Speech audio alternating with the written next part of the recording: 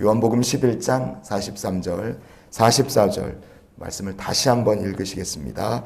이 말씀을 하시고 큰 소리로 나사로야 나오라 부르시니 죽은 자가 수족을 배로 동인 채로 나오는데 그 얼굴은 수건에 쌓였더라.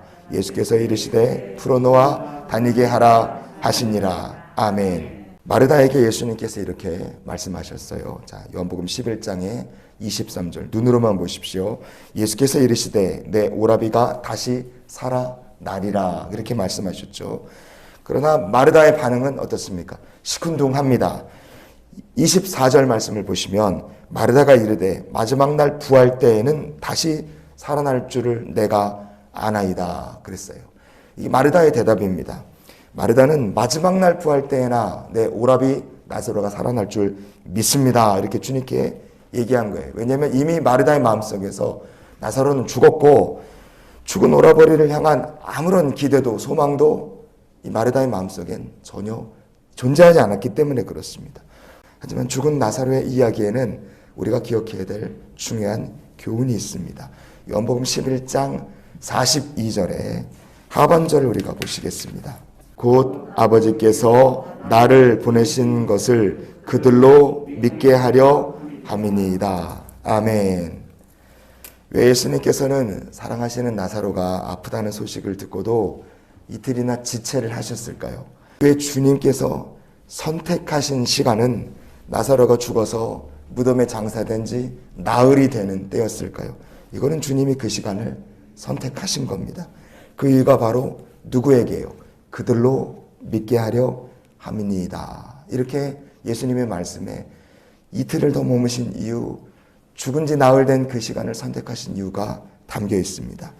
나사로의 무덤 주변에 사람들이 많이 모였어요. 근데 정말로 그 많은 사람들이 다 알아야 되고 영원히 기억해야 되고 믿어야 될 것이 무엇인가? 두 가지였습니다. 첫 번째는 예수님이 바로 구약에 예언한 바로 메시아, 구주시라는 것을 사람들이 알고 믿어야 되는 것이고요. 두 번째는 예수님을 통하여 예언의 말씀이 성취되었다는 것을 사람들이 알고 믿어야 하기 때문에 그렇습니다. 죽은 나사로가 무덤에서 다시 살아 걸어 나오는 모습을 오늘 본문은 우리에게 이렇게 말씀하죠. 수족을 배로 동인 채로 무덤 바깥으로 나왔다고 했습니다.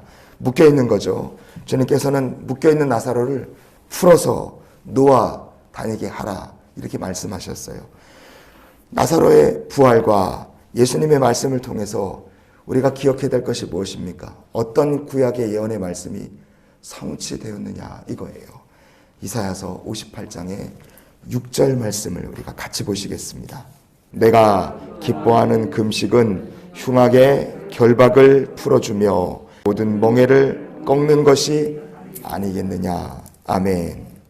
부활하신 예수님도 똑같이 수족을 배로 동이고 묶어서 무덤에 장사했을 거예요. 그러나 그 누구도 부활하신 예수님의 수족을 결박했던 줄을 풀어준 사람은 없습니다. 하지만 나사로는 어떻습니까?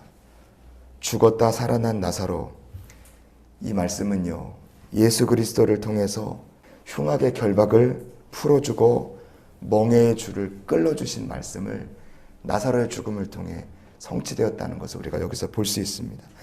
예수로 말미암아 죽은 나사로의 시체를 묶고 있던 흉악의 결박이 끊어진 거예요.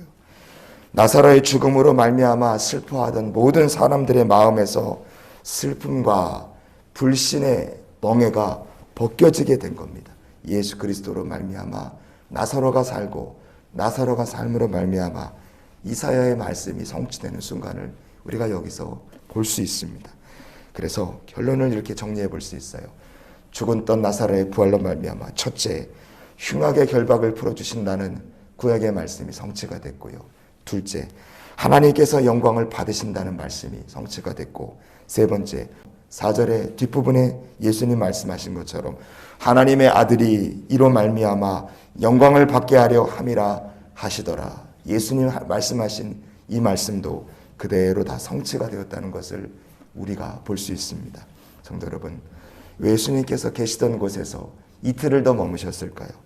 주님께는 다 선하신 계획이 있었기 때문에 그렇습니다. 주님의 선하신 계획을 믿고 기다리는 자들의 삶에 하나님의 언약이 성취되고 그 삶을 통해 그 믿음을 통해서 하나님과 그 아들 예수 그리스도께서 영광을 받으시는 일이 나타나게 될 줄 믿습니다.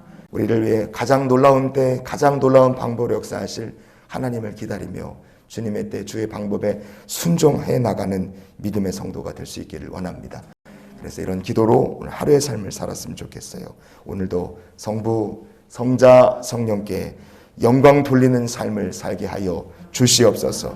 하나님의 때는 정확하고 하나님께서 역사하시는 계획과 방법은 높고 귀한 줄 믿습니다.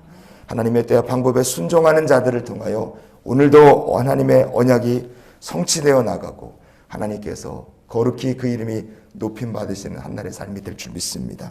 오늘도 성삼위일체 하나님께 영광을 돌리며 주와 동행하는 복된 날이 되시기를 예수님 이름으로 축원을 드립니다.